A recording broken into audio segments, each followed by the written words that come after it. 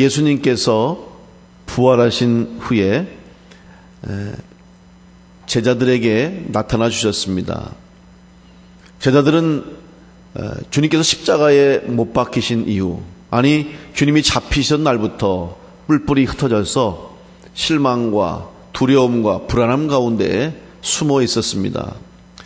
그리고 각각 자기의 고향, 자기의 집, 자기의 자리로 다시 돌아가서 허전한 마음 가운데, 또 막막함 가운데 어떻게 살 것인가, 또 어떻게 할 것인가, 그리고 그동안 내가 따르고 그동안 주님과 함께 하기로 했던 그동안의 시간 속에서 그들은 여러 가지 낙심 가운데 실망 속에 있었습니다. 그런 제자들과 그런 주님을 따르는 무리들을 주님이 찾아와 주셨습니다. 그리고 40일 동안 그들과 함께 하시면서 그들에게 부활의 확증을 얻게 하시고, 또 주님을 만남으로, 부활하신 주님을 만남으로 그들에게 새로운 사명을 주셨습니다. 그리고 하늘로 올라가시면서 제자들에게 주님께서 말씀해 주셨습니다.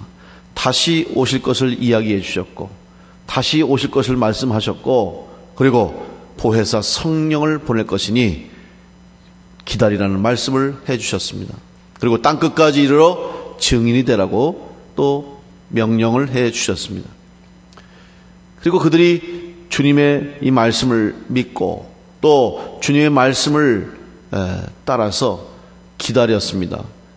기도하며 기다리는 가운데 이제 열흘이 되는 날, 이제 오순절 열흘 50일째 이제 마가의 다락방에서 기도하는 가운데 성령의 놀라운 역사를 체험하게 됩니다. 오늘은 바로 이 성령 강림하신, 성령 충만한, 성령의 역사를 체험한 마가의 다락방에 모인 120명의 성도들 가운데 임한 성령의 역사를 기념하며, 오늘 우리도 성령 충만한 성도가 되어서 성령 충만한 그리스도인으로 살아갈 것을 다시 한번 확신하고 깨닫는 그런 절기입니다. 예수님께서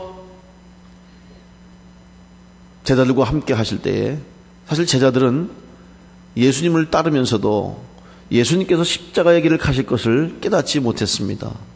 주님은 그것을 알려주셨죠. 그리고 잡히시던 날 밤에 이제 주님이 잡히시기 전에 바로 이 마가의 다락방, 성령의 역사가 있던 그 자리에서 만찬을 하시면서 마지막 만찬을 통해서 제자들에게 주님께서 가셔야 할 십자가의 길과 주님이 이 땅에 오신 분명한 목적을 알려주셨습니다. 주님께서 십자가에 달리시기까지, 그리고 잡히신 날부터 사실 제자들은 뿔뿔이 흩어졌습니다.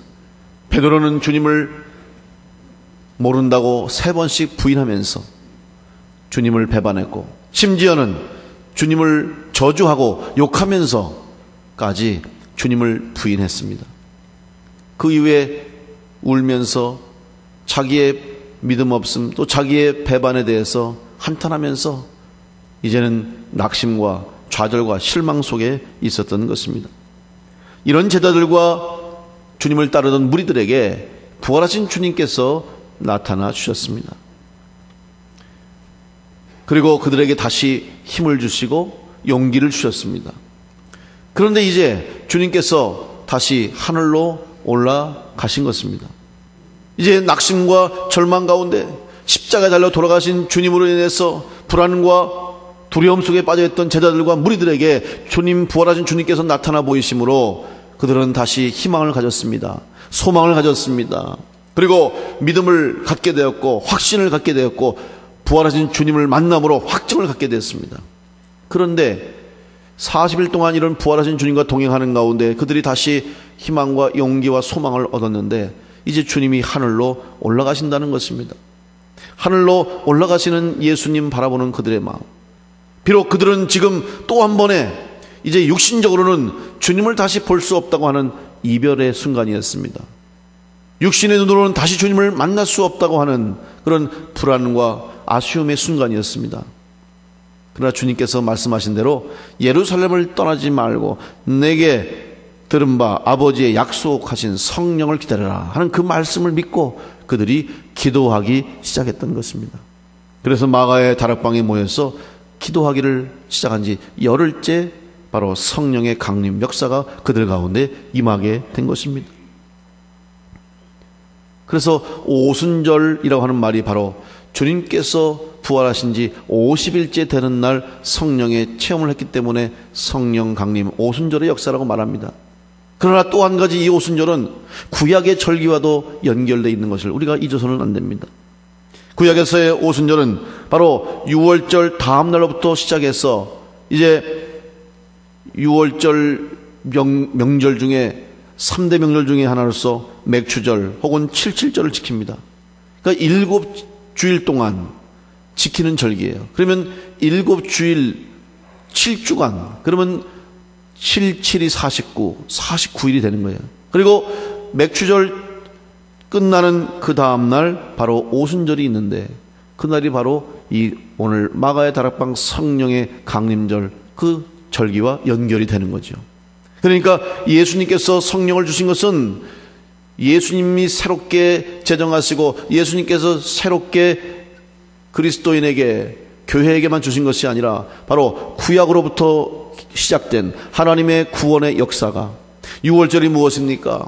이스라엘 백성들이 애굽을 탈출할 때 결국 모세를 통해서 마지막 10번째 재앙 장자의 죽음이라고 하는 흑암의 죽음의 재앙을 주었을 때 어린 양을 잡아서 어린 양의 피를 우슬초로 묻혀서 좌우 문설주 임방에 바른 집 그리고 그 고기를 구워서 무교병과 함께 허리에 띠를 띠고 지팡이를 들고 신을 신고 서서 함께 먹음으로 그 어둠의 죽음의 재앙을 뛰어넘은 그 6월절 절기를 통해서 절기의 마지막 완성이 바로 오순절이라고 하는 것은 바로 하나님의 구원의 역사가 이스라엘 백성 구원 구약으로부터 시작된 이 하나님의 역사가 어린 양으로 오신 예수 그리스도 대속물로 오신 어린 양 예수님을 통해서 성령 강림을 통해서 구원의 완성이 이루어진다고 하는 것을 우리에게 보여주고 있는 것입니다. 그래서 우리는 오순절 성령 강림절을 통해서 우리가 구원의 확신을 가지고 구원받은 성도로서 이제 성령 충만 통해서 성령을 받음으로 인해서 앞으로 주님께서 우리에게 주신 구원받은 성도의 삶을 살 수 있는 새로운 시작과 새 출발이 우리에게 주어졌다는 것을 깨닫고 우리는 다시 한번 성령의 충만한 은혜를 통해서 주님 주신 구원받은 그리스도의 삶으로 승리하는 믿음의 성도가 되어야 할 줄로 믿습니다. 그렇다면 이제 성령의 충만을 받은 그리스도인으로 성령의 역사가 있는 삶을 사는 성도가 되기 위해서 오늘 우리가 이 성령 강림절을 맞이하면서 어떠한 성령에 대한 이해와 또 어떠한 성령의 체험을 할 것인가를 생각해 보려고 합니다. 첫째로 오순절 성령의 역사는 주님께서 우리에게 성령을 주심으로 개인에게만 주신 은혜가 아니라 개인을 통하여서 또 교회를 통하여서 이 세상의 역사를 바꾸어 주신 이 세상의 역사를 새롭게 하시는 우리 하나님의 역사라는 사실을 깨달아야 됩니다. 성령 받은 사람 한 사람 때문에 새로운 변화가 일어났습니다. 베드로는 주님을 배반했던 사람입니다. 그래서 지금 낙심하고 좌절하고 두려움과 불안함 때문에 주님의 사역을 감당할 수가 없었습니다. 비록 부활하신 주님을 만났지만 그의 마음속에는 내가 주님을 배반했지, 내가 주님을 모른다고 했지, 심지어 내가 주님을 저주하고 욕했는데, 그래서 주님은 베드로를 찾아오셔서 뭐 해주셨습니까? 물고기를 잡아서 구워 주셨고, 그리고 그에게 내가 나를 사랑하느냐, 내가 나를 사랑하느냐 3번씩 물으시면서 내 양을 먹이라, 내 양을 먹이라 새로운 사명을 주셨던 것입니다. 그런 베드로, 그러나 여전히 주님과 함께 부활하신 주님과 동행하면서 주님의 말씀을 들으면서도 그는 여전히 회복되지 못했습니다. 온전히 제자로서의 사명, 주님께서 부탁하신 내 양을 먹이라고 하는 이 사명을 감당할 수가 없었습니다. 그러던 차에 주님께서 하늘로 승천하셨어요. 이제 베드로는 주님이 말씀하신 대로 이제 마가의 다락방에서 성령을 기다리며 기도했습니다. 그때 성령의 충만함을 체험하게 되죠. 그 이후에 베드로가 어떻게 변했습니까? 담대함을 얻었습니다. 이제는 목숨을 내놓고 숨었던 사람이 아닙니다. 예전에는 피하고 숨었지만 이제는 자신을 드러내고, 오히려 그의 입에서는 예수를 모른다고 하는 것이 아니라 예수를 알고 내가 만난 예수, 예수님이 주신 복음을 전하는 위대한 사도로 변화되었던 것입니다. 성령이 임하니까, 성령의 충만함을 받으니까 한 사람이 변하게 되는 거예요. 근데 한 사람이 변한 것으로 끝났습니까? 베드로가 성령 받고 변화돼서 말씀을 전하니까 3,000명이 한꺼번에 회개하고 세례를 받고, 또 수많은 모인 무리들이 베드로의 설교를 통해서 구원받은 역사들이 나타나게 된 것이죠. 베드로뿐입니까? 많은 제자들이 순교하기까지 목숨 걸고 복음을 전하는 역사가 나타나게 되었고, 성령 받은 많은 성도들이 뿔뿔이 흩어져서 전 세계를 향해서 사도 바울을 비롯해서 수많은 성도들과 사도들이 교회를 세우고 복음을 전하는 역사를 통해서 오늘 여기까지, 우리까지 교회가 세워지고 복음이 전해지게 된 것입니다. 성령 받은 한 사람 때문에, 성령 받은 성도들 때문에 놀라운 구원의 역사가 전해지게 된 것을 우리는 보면서, 지금도 주님이 원하시는 것은 바로 오늘 여러분들이, 오늘 우리 교회가 다시 한번 성령의 충만함을 통하여서 주님이 부탁하신 이 사명을 감당할 수 있는 교회와 성도가 될 수 있도록 주님은 우리에게 성령을 주시고 또 성령 충만하기를 원하고 계신 줄로 믿습니다.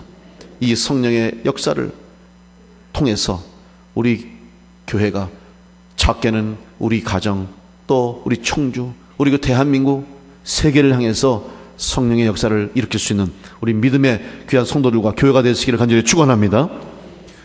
두 번째는 이 성령의 역사가 변화의 역사가 될 뿐만 아니라 성령의 역사를 통하여서 새로운 부흥의 역사와 변화의 역사를 이루는 그런 그리스도인 되기 위해서, 성령의 역사가 있는 삶을 살기 위해서는 오늘 먼저 내가 성령을 체험하는 경험이 있어야 됩니다. 아무리 성령의 역사를 들어서 알고, 말씀으로 배워서 알고, 소문으로 들어서 알아도 이 성령을 내가 체험하지 않으면 우리는 성령과는 아무런 상관없는 사람이 될 수밖에 없습니다. 교회를 다니고 예배를 드리고 믿음 생활을 해도 웨슬리 목사님처럼 성령 체험하지 않고 회심하지 않으면 우리는 성령과는 상관없는 삶이 될 수밖에 없습니다. 이 성령의 역사를 이루는 주인공, 성령의 역사를 이루는 성도의 삶을 살기 위해서 오늘 여러분이 성령을 체험하시기를 간절히 축원합니다. 다른 사람이 아니라 바로 내가 이 성령의 체험의 주인공이 되어야 할 줄로 믿습니다. 그러면 성령의 역사를 어떻게 체험해야 됩니까? 초대교회 바로 마가의 다락방에 120명의 성도들이 성령을 체험할 때 어떤 역사가 있었는가? 사도행전 2장 2절로 살펴보면 아주 구체적으로 정확하게 성령이 나타난 역사를 기록하고 있습니다. 호련히 하늘로부터 급하고 강한 바람 같은 소리가 있어 그들이 앉은 온 집에 가득하며 마치 불의 혀처럼 갈라지는 것들이 그들에게 보여 각 사람 위에 하나씩 임하여 있더니 그들이 다 성령의 충만함을 받고 성령이 말하게 하심을 따라 다른 언어들로 말하기를 시작하니라. 먼저 그들이 성령의 역사를 직접 체험하는데 첫째로 그들이 성령의 소리를 들었다는 거예요. 여러분, 우리는 인간이기 때문에 사실 우리가 감각적으로 경험되는 것을 최우선으로 여깁니다. 소리를 들었다는 거예요. 여러분, 바람은 보이지 않죠. 어디로 왔다 어디로 가는지 알지 못합니다. 그러나 바람이 존재한다는 것을 우리는 소리를 통해서 알 수 있어요. 그런데 성령의 역사가 바람같이 일어났다. 그런데 그 바람이 어떤 바람이냐? 그냥 우리를 속삭이는 바람이 아니에요. 시원히 불어오는 바람이 아니고 부드러운 바람이 아니에요. 말씀 보니까 하늘로부터 급하고 강한 바람 같은 소리가 있다 그랬어요. 마치 태풍이 부는 바람처럼 갑자기 하늘에서 바람이 휘몰아치면서 소리를 내면서 우리 가운데 임한다는 거예요. 강한 역사를 의미하는 것이죠. 여러분, 성령 충만하면 성령의 역사를 우리가 듣게 될 줄로 믿습니다. 들을 뿐만 아니라 눈으로 볼 수도 있어요. 온 집에 이제 이 바람 같은 소리가 가득합니다. 얼마나 여러분 깜짝 놀라겠어요. 그런데 거기에 또 마치 각 사람 머리 위에 불이 임하는데 불의 혀처럼 갈라지는 불들이 각 사람 머리 위에 임하는 거예요. 이것을 그들이 보는 거예요. 바로 이 영적인 눈이 열려지니까 보여지게 되는 거죠. 그래서 각 사람에게 임한 성령의 역사를 눈으로 보았다. 확신하게 된 것이죠. 확증을 얻은 것입니다. 여러분, 오늘 우리가 세상 살면서 의심하는 것들, 또 잘 믿어지지 않는 것들, 그리고 다른 사람 통해서 들은 이야기들, 정보들 있을 때 그것이 그냥 그런가 아닌가 이렇게 미심쩍어 하다가도 여러분이 직접 눈으로 보면 어떠세요? 아, 맞구나. 눈으로 확인하고 눈으로 보면 믿어지는 겁니다.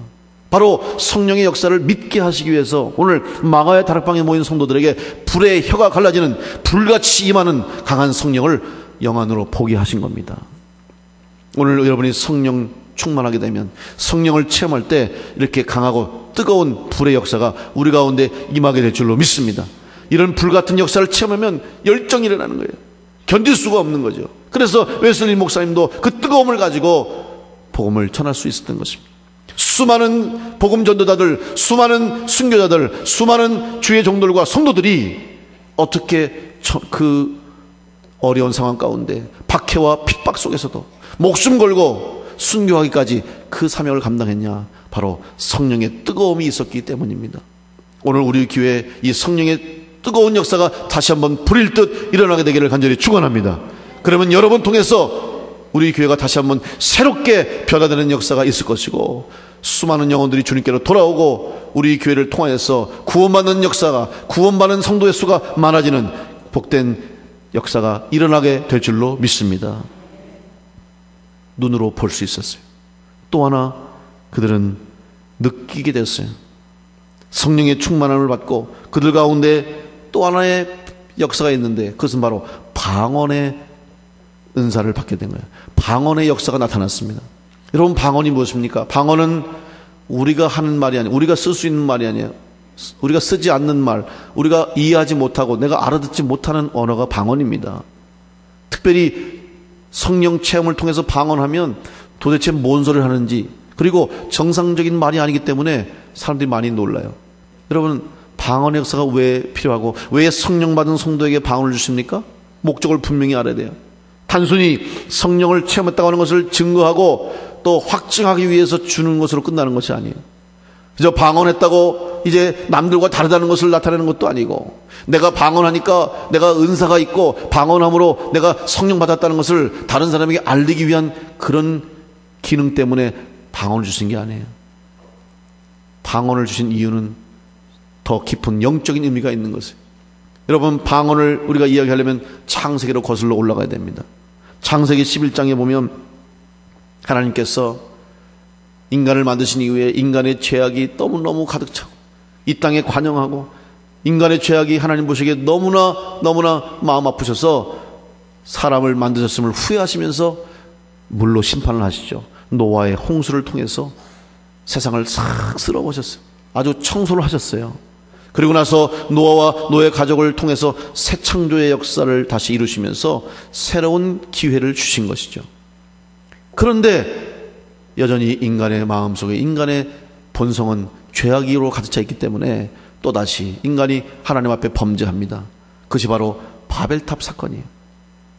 그들이 시날 평지에 모여서 홍수 이후에 그들이 바벨탑을 쌓습니다. 하나님을 거역하여서 바벨탑을 쌓아요.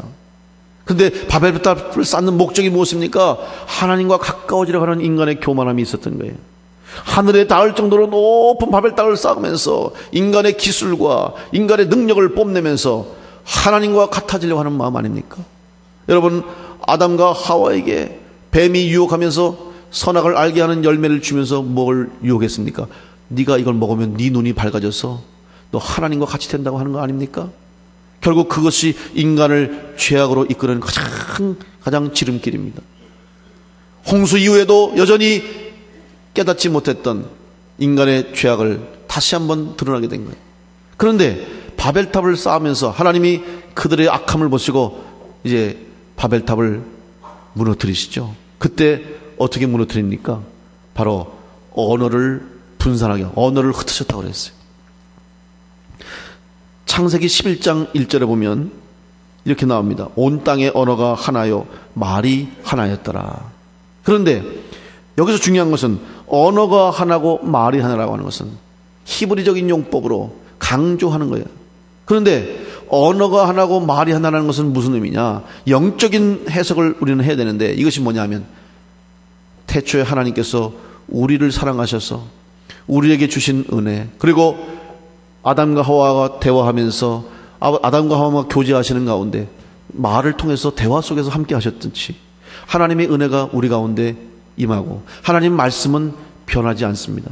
여기서 하나라고 하는 사실은 하나, 둘, 셋을 의미하는 게 아니라 변함이 없다는 의미예요.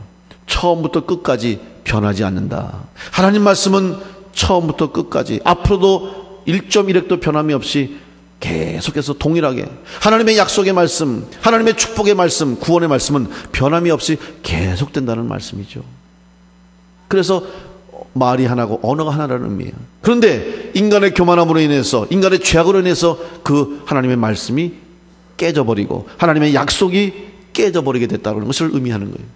그것이 바로 바벨탑 사건을 통해서 방언이 생겨나게 된 유래입니다. 그 이후로 인간은 결국 죄악 가운데서 다 뿔뿔이 흩어져 살았어요. 그리고 하나님 앞에 하나 되지 못하고 온전한 하나님과의 하나를 이루지 못하는 죄악 가운데 삶을 살다가 이제 하나님께서 예수 그리스도를 통해서 십자가에 달려 마지막 희생 제물이 되게 하심으로 이제는 예수님을 통해서 성령을 주신 거예요. 그래서 그 성령을 받은 성도들 가운데 방언을 주셨다고 하는 것은 이제 흩어졌던 언어가 성령으로 하나가 되게 하셨다는 것이죠. 다시 말하면 깨져버린, 잃어버렸던 하나님의 구원의 약속이 이제 예수 그리스도를 통해서 성취되고 다시 원래의 구원을 이루게 되는, 원래의 하나님의 은혜를 회복하게 되는 역사를 거기에 담고 있는 것입니다. 결국 성령 강림이라고 하는 것은 무엇이냐? 구약으로부터 시작된 하나님의 구원의 역사가 계속해서 예수 그리스도를 구약에서 계시함으로 인해서 신약에서 예수님을 보내주시고 예수님의 십자가를 통해서 죄사함을 얻고 또 십자가의 사건을 통해서 부활하신 예수님 성령을 보내심으로 성령 충만한 성도가 방언을 통해서 그 하나님의 말이 흩어졌던 바벨탑에서 깨져버리고 흩어졌던 그 방언들이 성령 충만한 받음으로 방언을 통해서 하나로 연결됨으로 다시 약속이 성취되고 완성되었음을 우리에게 알려주는 사건입니다. 이 방언의 역사가 바로 성령 충만한 성도들에게서 나타나게 된 줄로 믿습니다.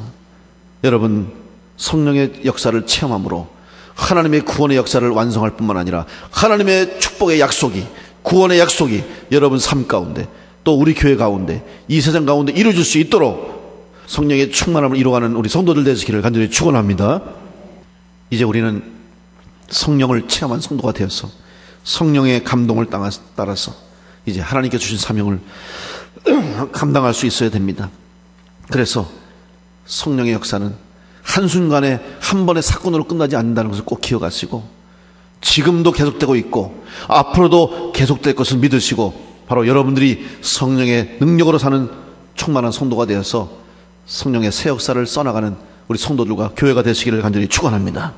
지금부터 그저 2000년 전에 있었던 예수님 따르던 제자들에게 있었던 한 번의 이례적인 사건으로 끝나는 것이 아니에요.